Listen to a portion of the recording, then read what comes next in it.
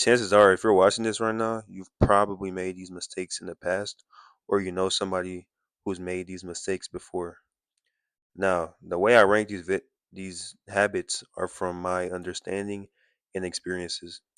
You know, it could be through an online lens or through family or something similar to that.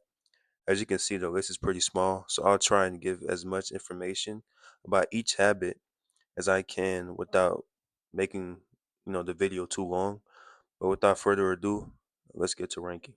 So the first thing on the list is online validation. And look, we've all been there at some point. You open Instagram and the first thing you see is someone living their best life. And you start comparing your life to theirs, seeing how you lack in some areas, making you feel envious without even realizing their situation could be worse than yours. You hear the phrase comparison is a thief of joy, and it's honestly true. Um, comparing yourself to people your whole life is just gonna leave you feeling like you're not good enough, and it's gonna make you chase something you don't even care about, leaving you empty once you achieve whatever you believed you wanted. In the end, it's just not a good way to live your life. You should only really pursue something you actually want, especially if it brings you joy and fulfillment. Because at the end of the day, the only person that knows your desires is yourself. So I'll put this in bad choices. Number two on the list is bed rotting. And I know a lot of y'all do this. In this day and age, it's easy to get overwhelmed or stressed out. So, what do most people do to decompress? That's right, they bed rot. When you're laid up in your bed for hours on end, just doom scrolling and watching TV, it really puts a toll on your body and mind. The body really functions on a use it or lose it basis. So laying down can weaken your muscles and decrease blood circulation to the point where you can get body aches and cramps. And during these sessions of bed rotting, the mind is also being attacked every time you scroll because you get easy dopamine, which basically fries, it cooks your dopamine receptors, making harder tasks throughout the day fucking sucks to do. So I'll be putting bed rotting and slightly tweaking. Number three on the list is waiting for a saving grace or a cheat code.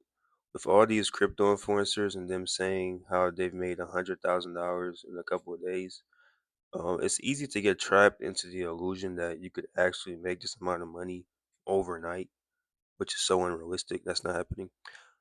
Um, on normal trading, I've always like heard how this stock or that stock is going to be the next Nvidia or Google or sometimes and sometimes those people are right, but the majority of the time they're wrong. So hearing about a stock or whatever that's going to be the next big thing on a Reddit forum with two active members is not the best idea. It's just not. It's better to learn skills and deepen your understanding of how things work to make money because hoping that your stock portfolio is going to quadruple in one night is like trying to find a unicorn while you owe the IRS money. So I'll be putting saving grace at lowering your stats on purpose. The fourth habit we'll be talking about is credit cards. If you want to be a 7-year-old working till your knees give out, trying to repay a purchase you made back in your 20s, I'd avoid credit cards at all costs. You know what I'm saying? Like, look, I'm 22 and I have a credit card myself.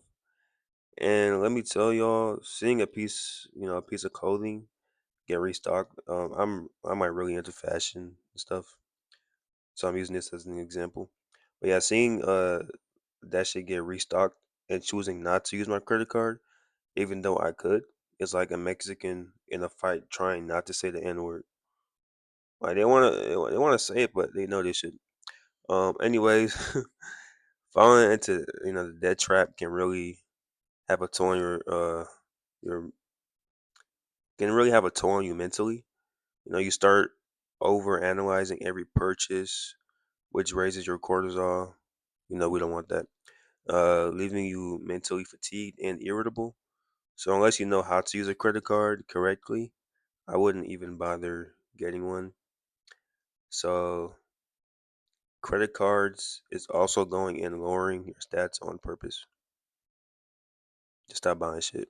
Number five is toxic friends. Making sure you have a solid group of friends that you hang out with is crucial to your development. You've probably heard that, you know, you become like the people you spend the most time with, and that is definitely true.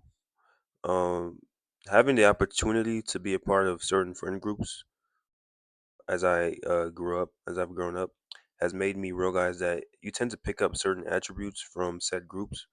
It could be the way you talk, what you find funny, or how you dress. Also, having friends that are emotionally available is also important. As a guy, friendships aren't usually created, you know, through something emotionally intricate. It's kind of hard to find these days, but cutting off your day ones could be even harder.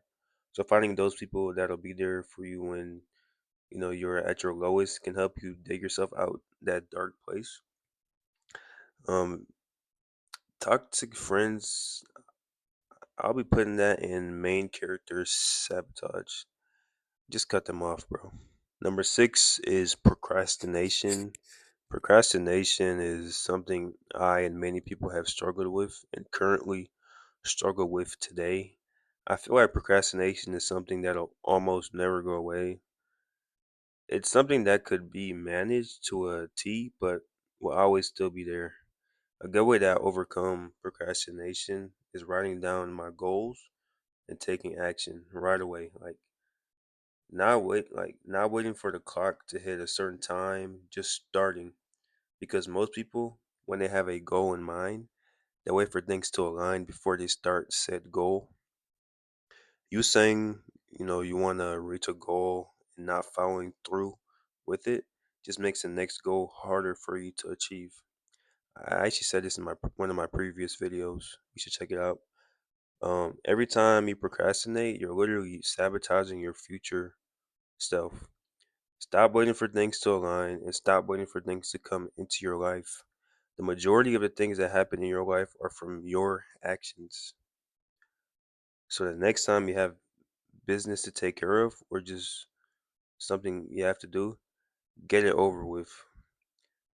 So I'll be putting procrastination in main character sabotage too. Last but not least is processed foods. You might be watching this video right now while eating, and whatever you're eating could most likely be fast food, or it could have 50 ingredients on the back of it. Constantly eating highly processed foods can have a major impact on your blood sugar, making your energy fluctuate throughout the day, and it could increase cravings pretty drastically. A lot of people don't know this, but there's actual scientists whose main job is to find the most optimal combination of ingredients like salt and fats to create something called the bliss point, which basically makes you want more of whatever you're eating. These snacks are also engineered to melt in your mouth, making you feel like you haven't really eaten anything at all. Uh, this makes you feel not guilty after deep throating 3 bags of Doritos in the span of 5 minutes. Eventually you're gonna start feeling the repercussions of you eating horribly every day, and you're gonna wish that you put the bag down after a couple bites. So, processed foods will be going in speed running the afterlife. I know a lot of you who are watching this are around my age or even younger. And I know some of you aren't in the most ideal situations. You're in a situation that you never asked for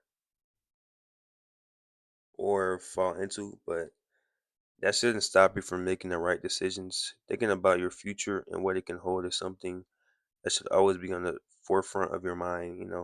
Having good habits while you're still young is the building blocks of creating a longer and healthier life for yourself.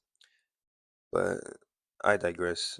And as always, keep in mind your body is a representation of your choices. Bye bye.